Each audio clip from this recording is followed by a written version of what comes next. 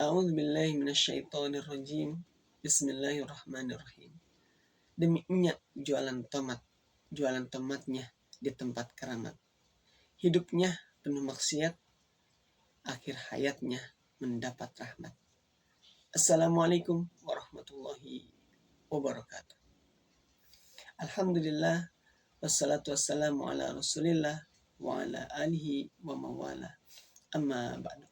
Sahabat-sahabatku yang dirahmati Allah Subhanahu wa Ta'ala, kita sebagai manusia jangan sekali-kali sombong, karena sombong ini adalah sifatnya setan.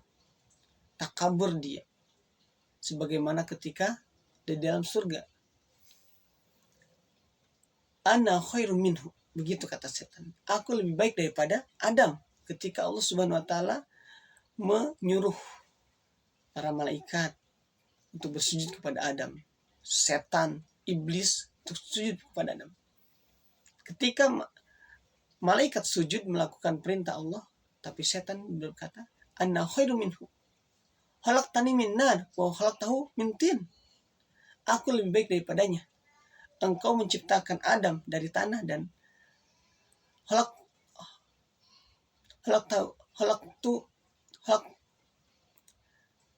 khalaqtani min nar wa khalaqtahu min tin. Maaf. Engkau menciptakanku dari api dan engkau menciptakannya dari tanah. Setan merasa bangga, merasa bahwa penciptaan Allah terhadapnya dari api itu lebih baik daripada penciptaan Adam dari tanah. Hingga akhirnya Allah mengeluarkan setan karena kesombongannya ke alam dunia. Teman-temanku yang dirahmati Allah Subhanahu wa Ta'ala. Nah, kali ini adalah bagaimana orang yang maksiat di dunia ini justru ketika akhir hayatnya mendapatkan rahmat. Dan ini real, bukan hanya sekadar slogan. Dikisahkan, kisah nyata disampaikan oleh Ustadz Khalid Basalamah bahwa ada seorang dai dari Maroko, Afrika Selatan atau Afrika Utara. Beliau ini bermimpi, teman-teman, bermimpi ketemu Rasulullah.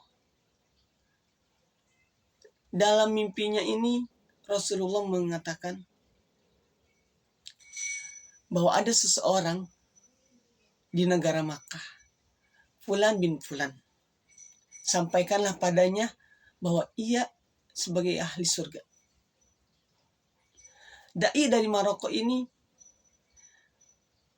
bermimpi itu 3 kali. Hari pertama mimpi itu, kedua dan ketiga mimpi yang sama. Dan untuk mimpi bertemu Rasul tidak sembarang orang, teman-teman. Gak setiap kita bisa bermimpi seorang Rasul. Tapi karena ini dai sebagai penerus para nabi, ia penasaran hingga akhirnya ia pergi ke Mekah, umroh. Beliau ini umroh ke Mekah.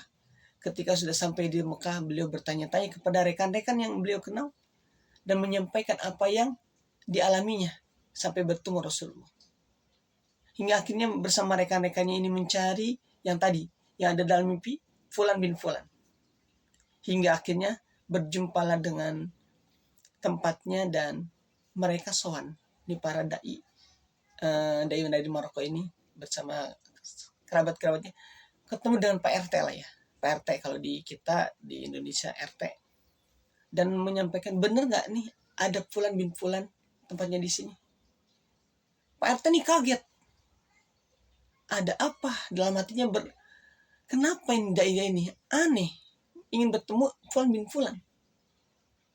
Kata Pak RT nih, kalian ini nggak layak ketemu sama orang ini, karena orang ini ahli maksiat. Tidak ada yang dia lakukan kecuali maksiat. Dia tidak sholat dan sebagainya. Ini semakin, mungkin dalam hatinya semakin penasaran, tapi ini ada tujuan.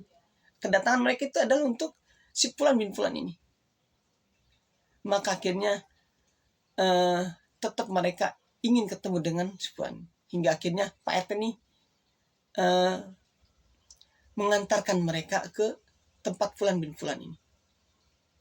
Ketika sudah sampai di tempat si fulan ini, maka si fulan pun kaget. Kenapa ini orang-orang ini mencari dia? Sampai ia bertanya, ada apa mencari saya? Ini para dai yang dari Maroko ini bertanya, apa amalanmu sampai engkau ini dijadikan sebagai ahli surga? Dalam mimpiku bertemu Rasulullah. Maka orang ini kaget. Ia akhirnya mencari-cari kira-kira apa amalan, karena dia emang kerjanya pendosa, maksiat. Yang namanya maksiat tuh gak ada baik-baiknya. Dia berpikir hingga akhirnya terbersitlah jawabannya. Oh, mungkin ini, saya selalu menyisihkan setengah dari gaji saya untuk tetangga saya yang dia adalah seorang janda dengan 3 anak. Mungkin itu amalan yang menyebabkan Tuhan datang ke sini. Karena sejatinya yang dia lakukan ini gak ada yang tahu kecuali dia, Allah, dan tetangganya itu. Hingga akhirnya pada suatu waktu gak berselang lama, ini dai Maroko ini ngajak si fulan ini kemana? Ke Mekah untuk bertaubat katanya. Taubat ke masjid. Ini di Mekah ya. Ini Mekah, yaudah kita kita pergi ke masjid untuk taubat. Sebagaimana yang selalu dilakukan oleh orang-orang yang bermaksiat. Maka si fulan ini diajak untuk bertobat. Dan ketika masuk ke masjid, teman-teman, si fulan ini begitu merasakan kedamaian yang tiada tara. Lah uang dia kesehariannya kagak di masjid, maksiat. Maka ketika masuk ke masjid itu, hatinya menjadi tenang. Dia seakan-akan memasuki alam yang berbeda, yang biasanya tidak pernah dia masukin. Pada hari itu dia masuk. Kemudian akhirnya dia menangis karena dia ingat dosa-dosanya.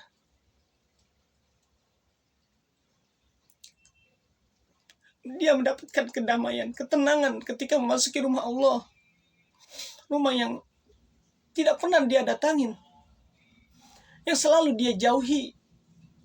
Pada saat itu ia menangis karena kedamaian yang Allah berikan. Hingga akhirnya mereka sholat berjamaah. Dan di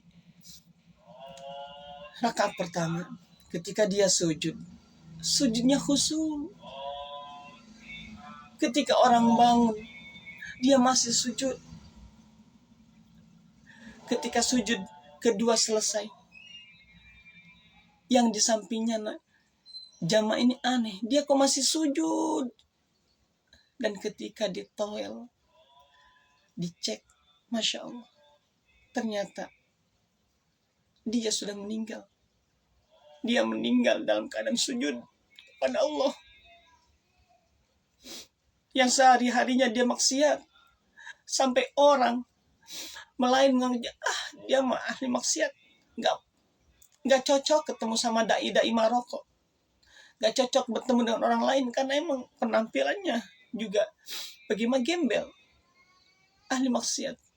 Orang lain mencibirnya, menganggap dia benar-benar sampah masyarakat. Tapi teman-teman, di akhir hayatnya, karena amalan dia membantu tetangganya tanpa diketahui orang lain, hanya dia, Allah, dan tetangga tersebut, setengah gaji, teman-teman. Ini kalau bukan karena kebaikan, karena taufik dari Allah, enggak akan. Karena sejatinya manusia masuk ke surga itu karena rahmat Allah, bukan karena amalnya. Bahkan ada orang yang ahli surga ahli ibadah, kerjaannya ibadah, ibadah, ibadah. Orang mungkin melihatnya dia ini ahli surga, tapi tidak demikian. Ujungnya justru dia ahli neraka. Hidupnya penuh dengan ibadah, tapi ujungnya ternyata menjadi ahli neraka. Dan ini adalah kisah yang harus menjadi pelajaran buat kita. Bukan karena biar kita ya udah maksiat aja. Bukan karena ya udah maksiat aja biar kayak si Fulan tuh. Kemudian nanti berbuat baik.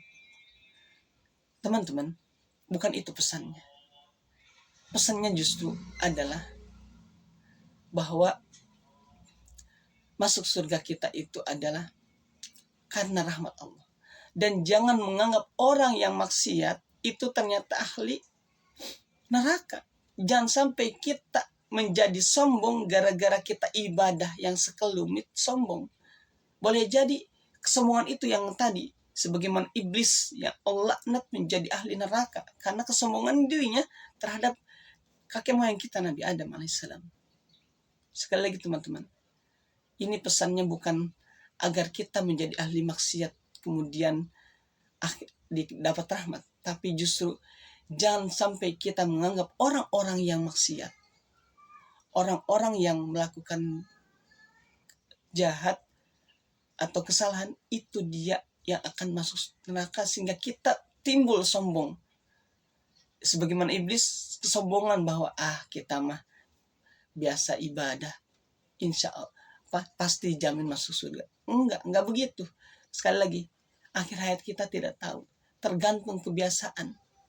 Kalau kebiasaannya di masjid, maka insya Allah itu yang akan bisa mengakibatkan akhir hayatnya. Kalau kebiasaannya di tempat clubbing, boleh jadi di klub itu akhir hayatnya. Kalau kebiasaannya main bola, biasanya jadi ketika main bola dia di Allah panggil. Tergantung kebiasaan kita, di sanalah kita akan berakhir. Oleh karenanya berusaha untuk selalu berada dalam keadaan baik, di tempat yang baik, dalam keadaan Allah ridho, dalam keadaan taat kepada Allah, karena sejatinya itu yang membedakan hamba-hamba yang mendapatkan rahmat dari Allah Subhanahu wa taala. Barakallahu fikum. Kebahagiaanmu adalah kebaikanmu.